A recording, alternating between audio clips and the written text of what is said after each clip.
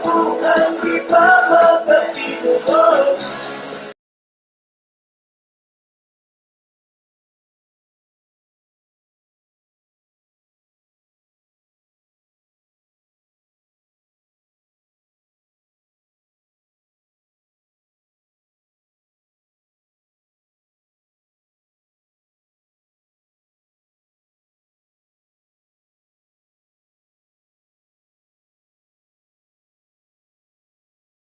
Ang iba ako ang iyong kasamang kaibigan sa ating kapamamayan. At nasa panayo, magkasangga, magkakapit, magkasangga, magkakapit. Ang programang ito ay hatid sa inyo ng Equilibrium Probiotics. Ito ay ang bagong food supplement na gawa sa mga piling gulay at prutas at dumaan sa isang masusing proseso para mapangalagaan ang inyong kalusugan. Ang Equilibrium Probiotics ay dinisenyo para sa kalusugan ng ating tiyan, tulungan ng pagkuha ng sapat na nutrisyon at ang pagpapalabas sa ating sistema ng mga nakakasirang toxins.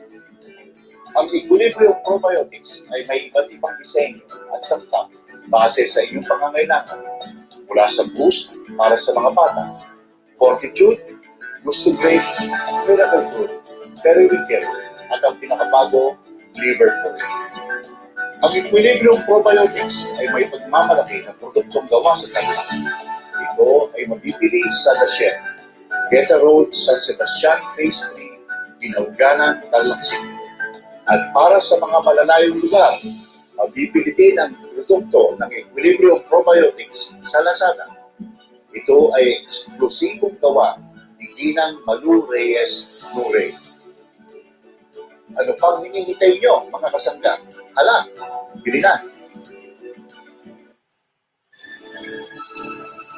Magandang umaga po, mga kasangga! Nandito naman po ang inyong regular na programang MSB Kape at Balita sa Umaga. Araw po ng Huwebes, August 3. At kagaya po ng mga nakarang araw, maulan pa rin po hanggang ngayon.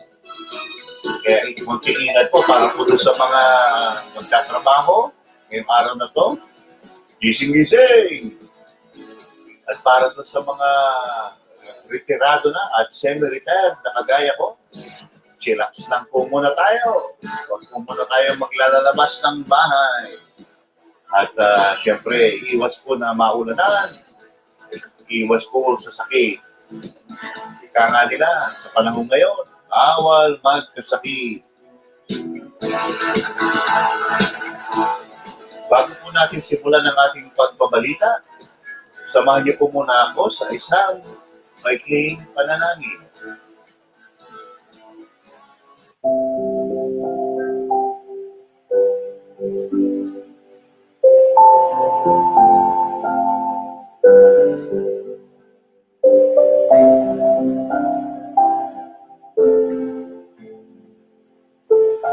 Sa ngalan ng Ama at ng Anak ng Espiritu Santo.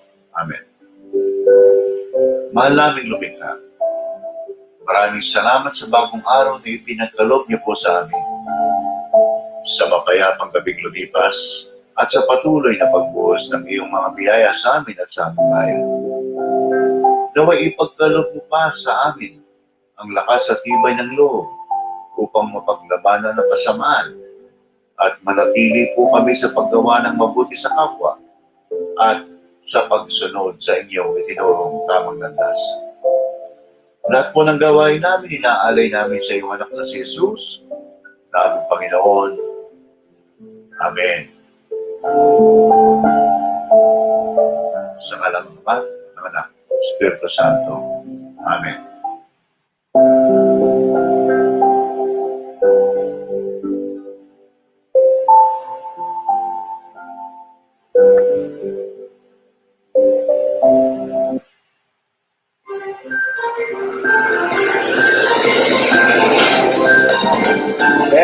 MSB Kape at balita sa umaga. Hatid sa inyo ni Kuya Dog.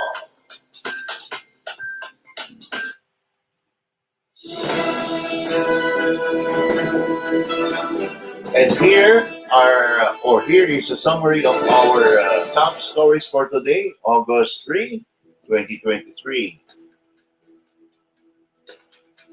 Marcos feeds Pinay nurse for her pandemic work. U.S. raises concern on Chinese firm in Manila Bay reclamation. Confidential Intel funds get 9.2 billion peso in 2024 budget.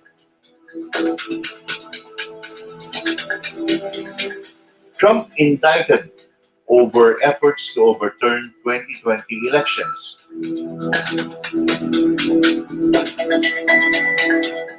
Leptospirosis cases up 76% in Calabarzon. LTO ready to distribute 1.7 million unclaimed car plates. Ang Dam water still rising. Ipo, Bustos reduce spillages. And Gilas tackles Iran, China joust, also pits Philippines versus Senegal.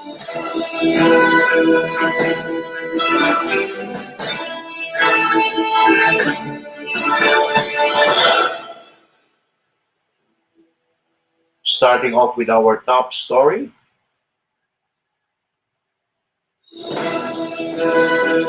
Marcos feeds Pinay nurse for her pandemic work. Report by Alexis Romero to the Philippine Star. Manila, Philippines. Charito Leonardo Romano, a Filipino nurse based in the United Kingdom, who was conferred the British Empire Medal for her service during the COVID-19 pandemic, met President Marcos at Malacanang on Tuesday. Romano and fellow Filipino nurse Saiza Aura Makutay Malok were bestowed the British Empire Medal by the late Queen Elizabeth II in 2021. In a Facebook post, Marcos thanked Romano for her contribution and reiterated his support for healthcare workers. Romano is a staff at the Arbrook House Care Home in Esher, England, the first person in the world to administer a peer-reviewed COVID vaccine. Is also a Filipino nurse in the UK, May Parsons.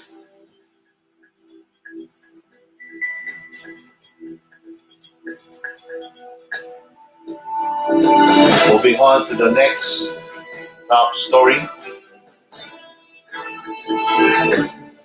The top stories are brought to you by Equilibrium Probiotics.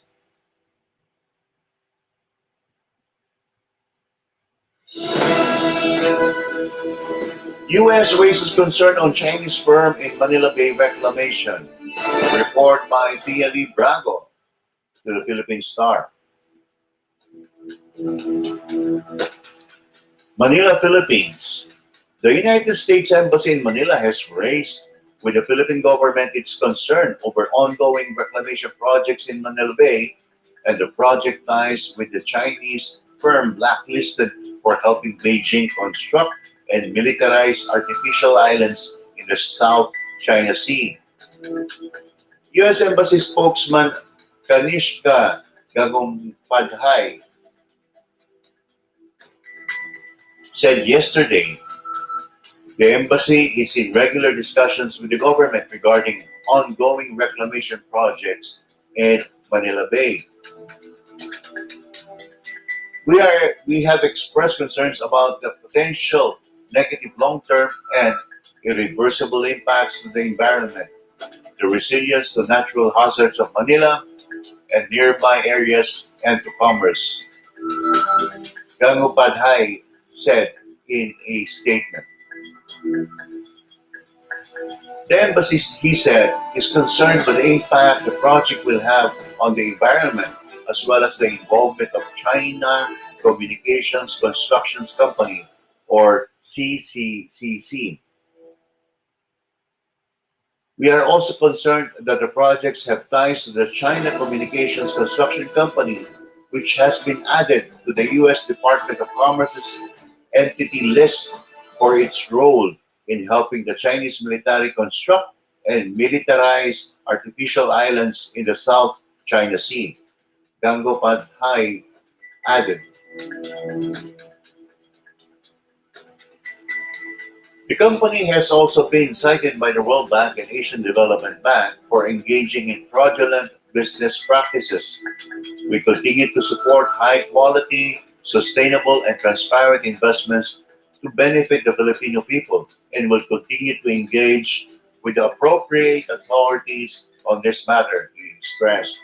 In 2020, the U.S. blacklisted what it described as predatory China state-owned enterprises responsible for and central to the militarization and coercion in the South China Sea.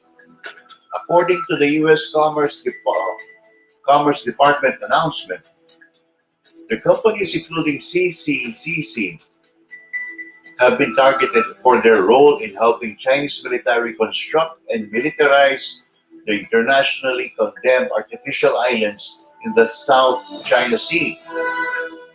The U.S. urged all governments, parties, and institutions around the world to assess the risk and reconsider the business deals with the predatory Chinese state-owned enterprises, including the company central to the militarization and coercion in the disputed waters.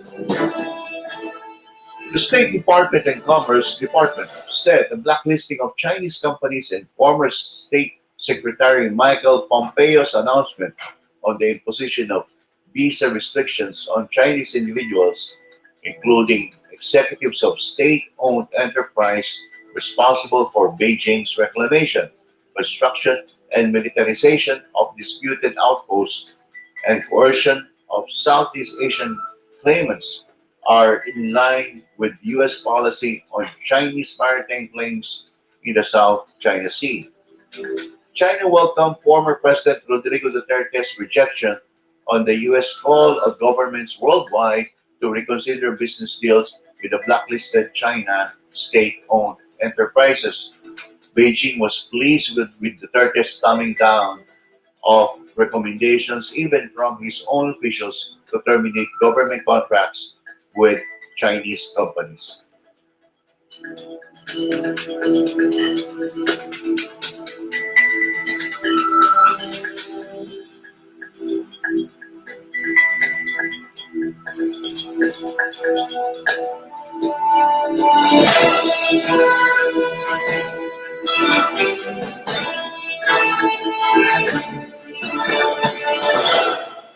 Confidential Intel funds get 9.2 billion peso in 2024 budget.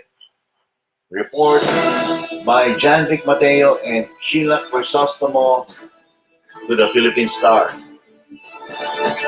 Manila, Philippines. The national government has earmarked some 9.2 billion peso in confidential and intelligence funds on the proposed 5.768 trillion national expenditure program for next year. Budgetary Secretary Amena Pangandaman said yesterday, a total of 4.3 billion peso is allocated for confidential funds, while 4.9 billion peso is for intelligence funds across all agencies, according to Pangandaman. This is almost the same as the 2023 level, she said at a press briefing after submitting the 2024 NEP titled Agenda for Prosperity, Securing a Future-Proof and Sustainable Economy to Speaker Martin Romualdez yesterday for chamber deliberations. The Department of Budget and Management chief added that of the 9.2 billion peso President Marcos or the Office of the President stands to get 4.5 billion, while some 500 million peso is allocated to the Office of the Vice President and 1.7 billion to the Department of National Defense. For the second year, the Department of Education, headed by Vice President Sara Duterte, will again get confidential funds amounting to 150 million peso for 2024, the same as for this year. Pakandaman gave assurance that agencies receiving CIFs are still required to follow certain guidelines on how to use the funds. It's not easy. It is not that they can actually disburse and use the funds the way they want to. There are documents that they have to submit to the COA or Commission on Audit with breakdown on how they spend it, she said. Based on the 2024 NEP documents, a total of 10,646,573,000 pesos is proposed for the OP. This includes 1,222,391,000 for personnel services, 7,746,977,000 for maintenance and other operating expenses, and 1,676,205,000 for 205,000 for capital outlays. Under the MOOEs are the confidential expenses amounting to 2,250,000 and extraordinary miscellaneous expenses of 23,864 and 2,310,000 in intelligence expenses. The figures are the same as those for this year, except for extraordinary and miscellaneous expenses, which is 23,525 for 2023. A budget of 2,374,000,000 2,374,019,000 has been proposed for the OVP. This includes 181,325,000 for personnel services, 2,151,444 pesos for MOOE, and 41,250,000 for capital outlays. Top 10 allocations. Good morning, Brother Ramon Berenguer. And Ate Feli Mendoza, good morning po. Ate Fe Mendoza, magandang umaga po. Kumusta po kay Kuya Nanding?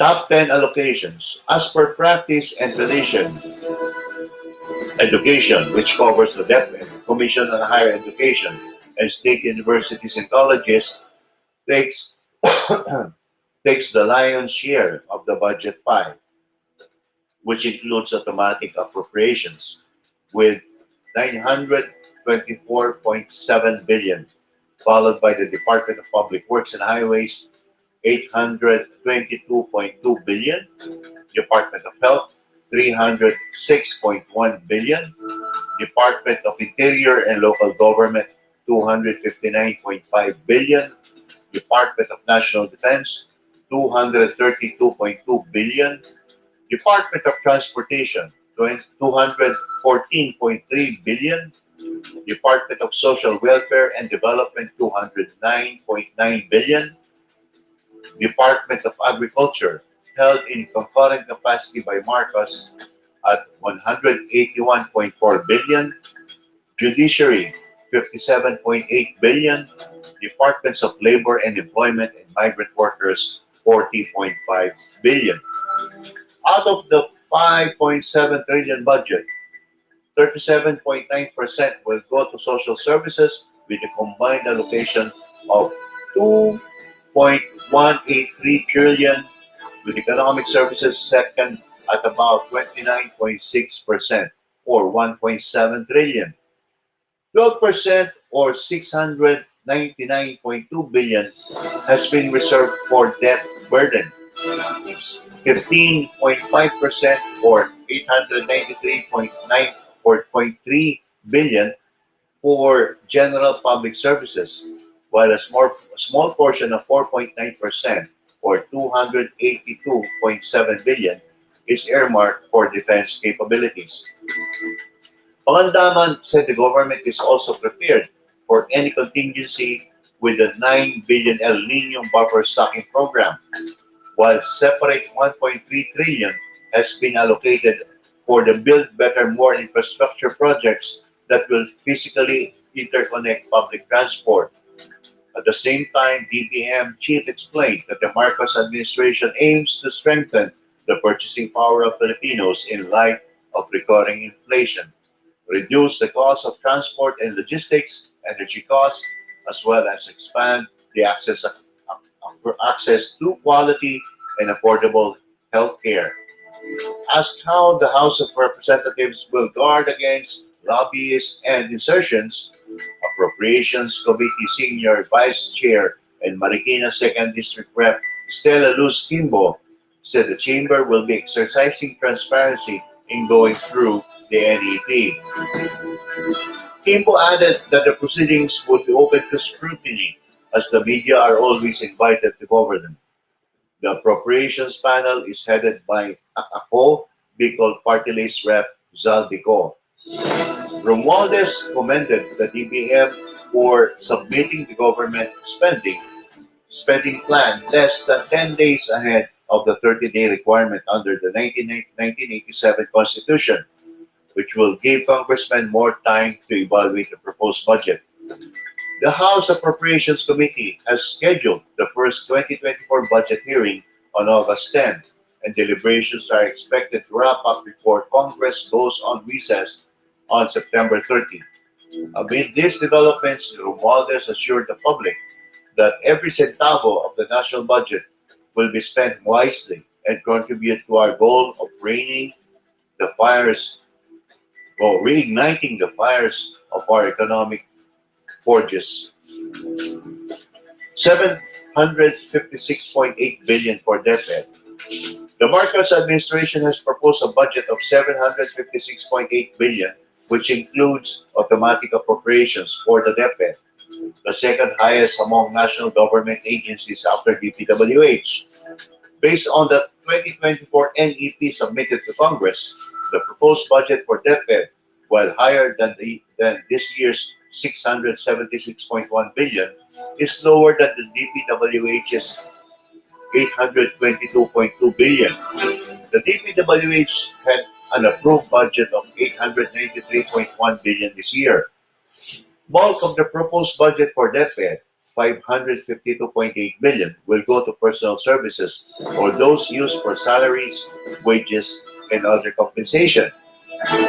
With almost 1 million employees, primarily teaching and non-teaching personnel in public schools, the DepEd is considered the largest bureaucracy in the government.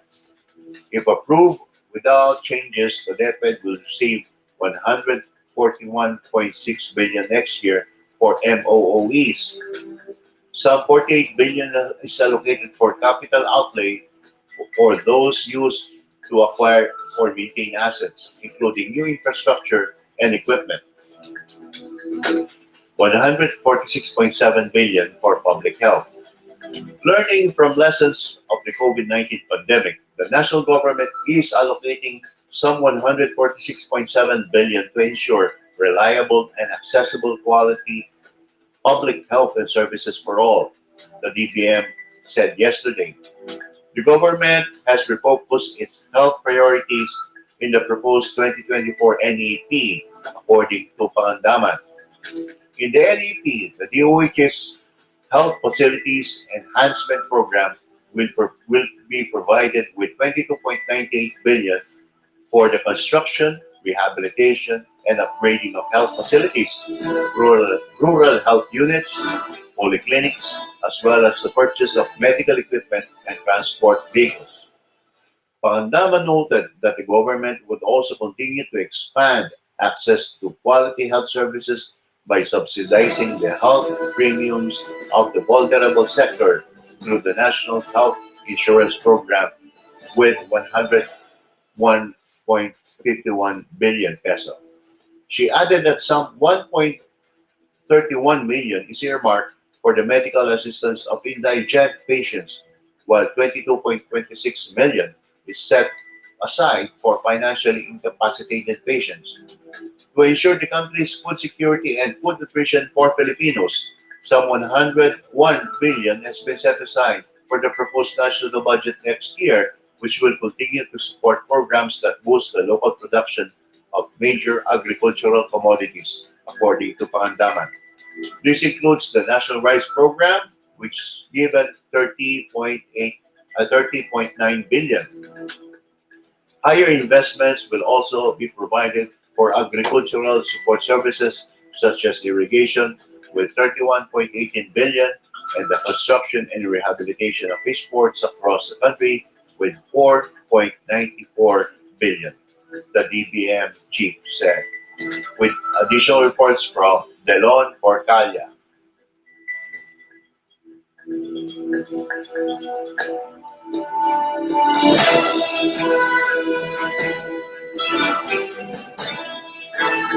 Moving on to our global update.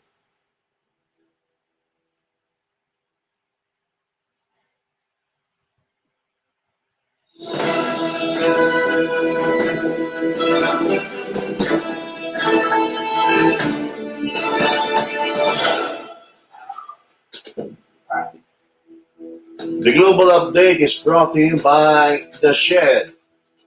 Please scan the QR code to see their offerings. Trump indicted over efforts to overturn 2020 election. Report by Agence France Presse. Washington, United States. Donald Trump was indicted on Tuesday over his efforts to overturn the results of the 2020 U.S. election, the most serious legal threat yet to the former president as he campaigns to return to the White House. Trump is charged with 3 counts of conspiracy and 1 count of obstruction in the 45-page indictment brought by Special Counsel Jack Smith. Trump, the frontrunner for the 2024 Republican presidential nomination, is accused of conspiracy to defraud the United States and conspiracy to obstruct an official proceeding. The January 6, 2021 joint session of Congress held to certify Democrat Joe Biden's election victory. The purpose of the conspiracy was to overturn the legitimate results of the 2020 presidential election by using knowingly false claims of election fraud, the indictment said.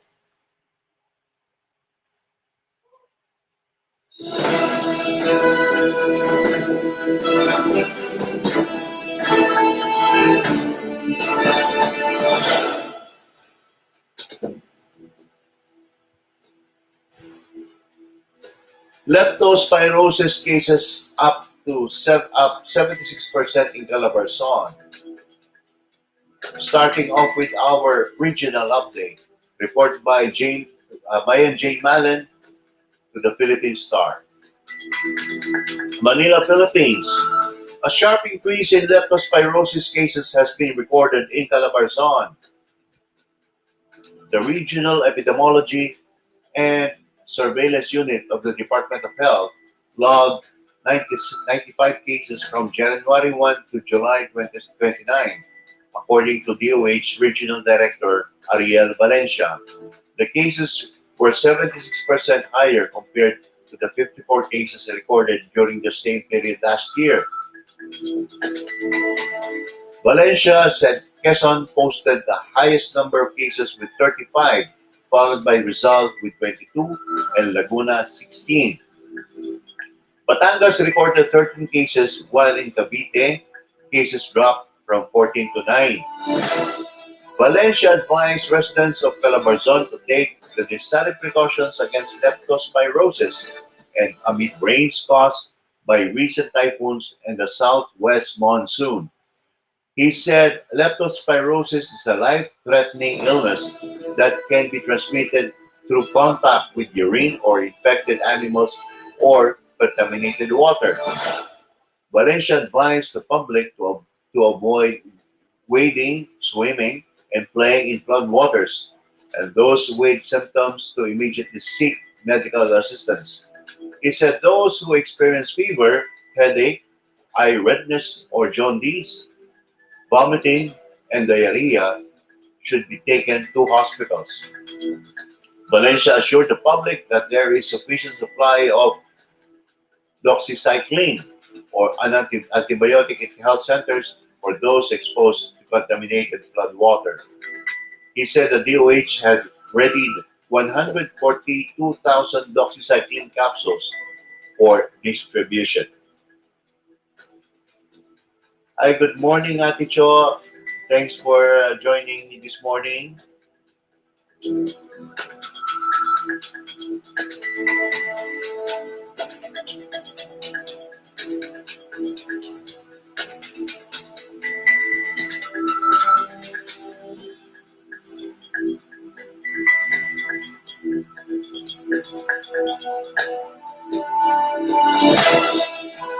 'LTO ready to distribute 1.7 million unclaimed car plates.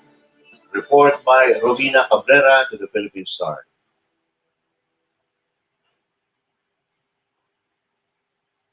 Manila, Philippines. The Land Transportation Office is ready to distribute more than 1.7 million unclaimed license plates nationwide by next month, LTO Chief Vigor Mendoza said yesterday. He said the 60-day deadline for the distribution of license plates is for LTO officials and motor vehicle dealers. Mendoza clarified that motorists will not be fined for unclaimed plates. It is actually a directive to all our regional directors, district chiefs, offices, and extension offices to find the best ways to properly and efficiently distribute the unclaimed license plates within 60 days, he said. The LTO will implement an efficient system to streamline the distribution of these plates, according to Mendoza. We want to prepare our offices so that when the plates arrive, the distribution system will be in place, he said. Mendoza said motorists should not have to seek out fixers to process their license plates and receive other LTO services. He wants to set up a one-stop shop that can streamline all the services of the LTO with the help of other groups and stakeholders to hasten the release of the plates. The LTO is looking into the reasons the plates have not been distributed or claimed. We are studying everything. We are auditing all the documents pertaining to it because we have to correct it so this will not be repeated, Mendoza said. He inspected an LTO facility in Cebu province where around 670,000 unclaimed plates for car owners in the province alone were still stored.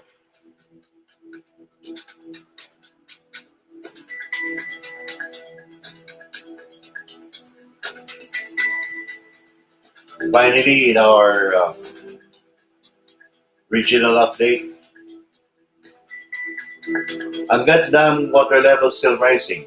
Ipo Bustos reduced spillages. Report by Ramon Efren Lazaro and Sheila Crisostomo to the Philippine Star. Bustos, Bulacan, Philippines. Heavy rainfall continued to fill up Angat Dam while Ipo and Bustos dams minimized water releases yesterday. As of 6 a.m., the water level in Angat Dam was monitored at 196.87 meters, more than a meter higher compared to the previous day's 195.8 meters. The water elevation is higher than its minimum operating level of 180 meters, but still 15.13 meters below its normal high water level of 212 meters.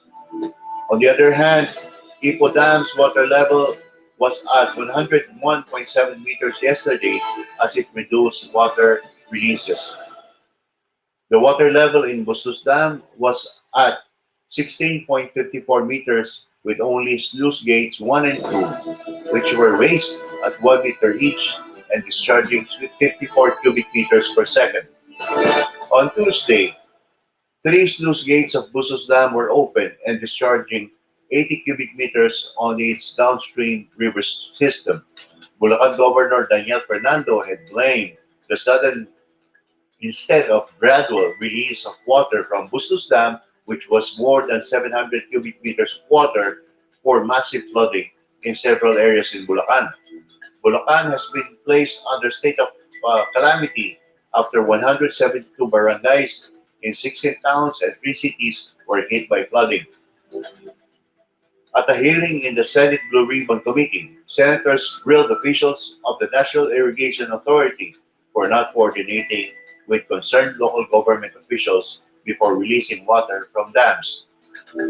Committee Chair Senator Francis Tolentino noted the officials of Bulacan Provincial Disaster Risk Reduction and Management Office said they were not informed about the release of water from the dams on Saturday. Meanwhile, Albay Rep Joey Salceda, who is pushing for the revival of the Bulacan Airport City Special Economic Zone, said the integrated flood control program is needed to prevent widespread flooding in Bulacan. Affected residents are blaming the airport project for the severe flooding. Salceda, however, claimed flooding worsened in Bulacan even before the construction of the airport started. Salceda said widespread fish pond development and the subsidence due to excessive groundwater use are the main reasons for flooding in the area. Salceda said flooding in Bulacan tends to get worse also because the province is sandwiched between two major flood control projects. These are Kamanava Flood Control Project and the Pampanga River Flood Control System, with additional reports from Cesar Suerte Felipe. And that concludes our news update for today, August 3, 2023, Thursday.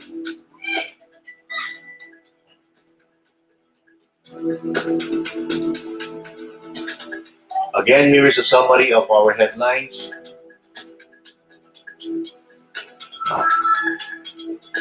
Good morning, John Noren Sabado. Good morning. Thanks for joining me this morning. Marcos feeds P9ers for her pandemic work.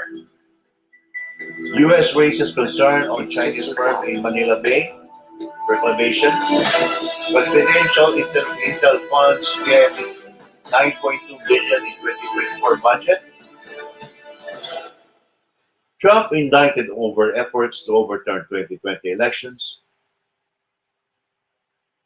Leptospirosis cases up 76% in Calabarzon. LTO ready to distribute 1.7 million unclaimed car plates. And finally, Angat Dam water levels are rising. Ipo Bustos reduce spillages.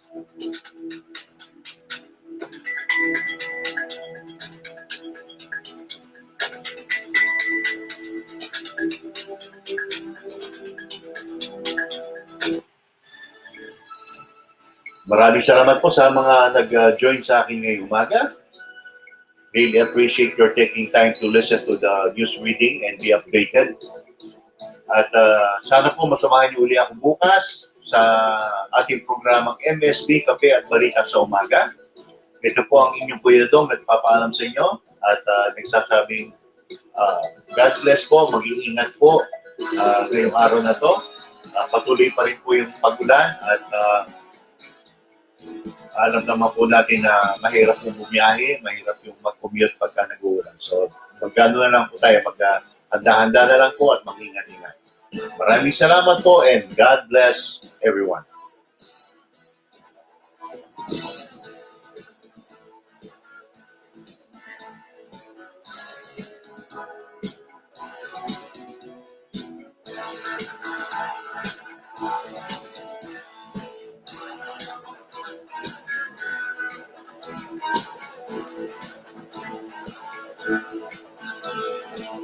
Thank you, TikTok. Maraming salamat po sa TikTok. Thanks for joining me this morning. kay Rosemary Morales. Good morning, Rosemary. See you again tomorrow.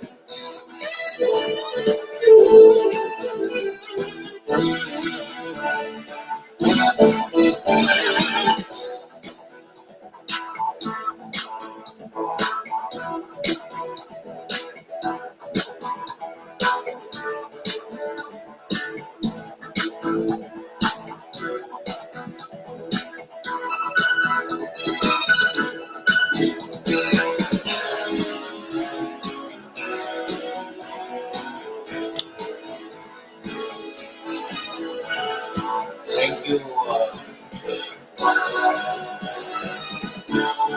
Thank you, Isabel.